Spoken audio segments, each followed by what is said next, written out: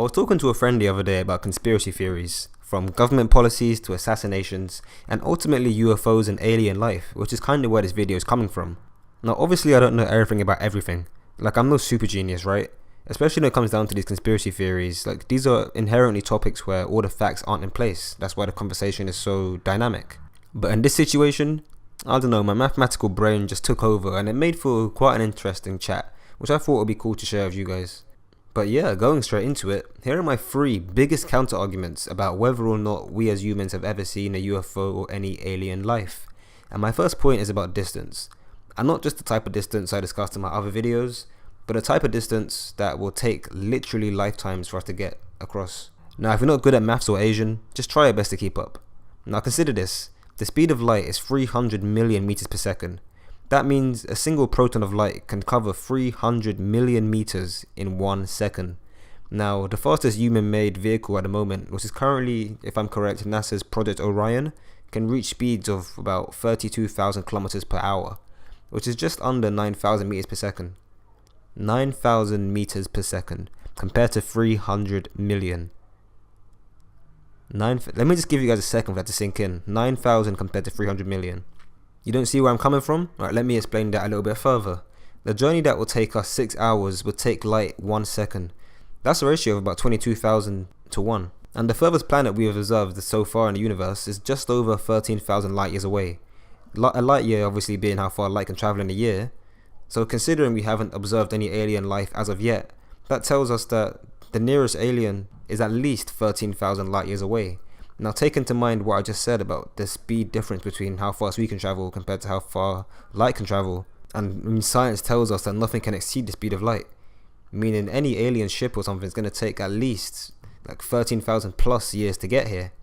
And consider that for them, like think about how far we've come in the last 10, 20 years in terms of internet technology, Facebook, things like that. How far I think it's going to go in 13,000 years. I mean, by the time they get here and back, that's almost 30,000 years. Their family's probably dead. The whole civilization is going to be different. You're telling me an alien's going to come all that way just to peep, just to have a look? Not stop, not say anything, not take over, just to look? Come on, guys. Like, come on.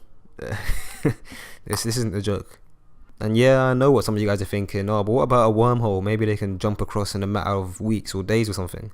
But think about it like this. If there's a local wormhole, how come only 1 or 2 ships come at a time? Or like, not even like that, but how often do people report this stuff?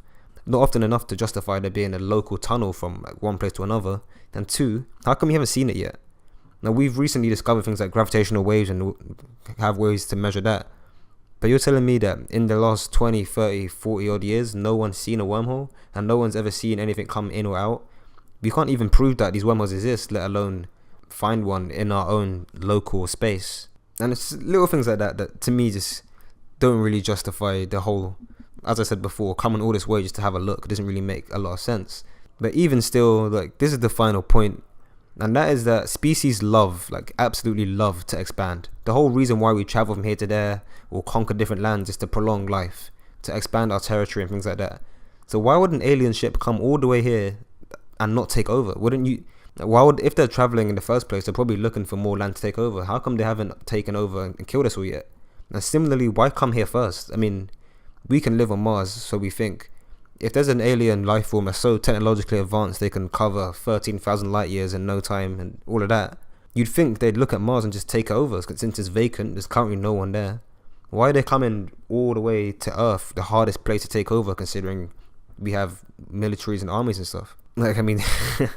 And I always don't know a lot about aliens and space and stuff, but these are pretty terrible predators if they're coming for the hardest prey within 13,000 light years. I mean, as I said before, the furthest planet we've observed is 13,000 light years away, and we haven't seen any other alien life. So there's millions of, probably billions of planets that they can take over. Why pick the hardest one? Why pick here? And these 3 points combined ultimately won me the conversation. And I don't know. Hopefully you guys took something away from this. If not, let me know. If so, drop a like. And yeah, man, I don't know. If any of you guys can come up with another argument or try and come at me, like, do it. Like, I'm happy to learn more things and see what you guys have to say. Just get at me in the comments or Twitter or wherever. Subscribe for more thought-provoking videos. And yeah, man, till next time.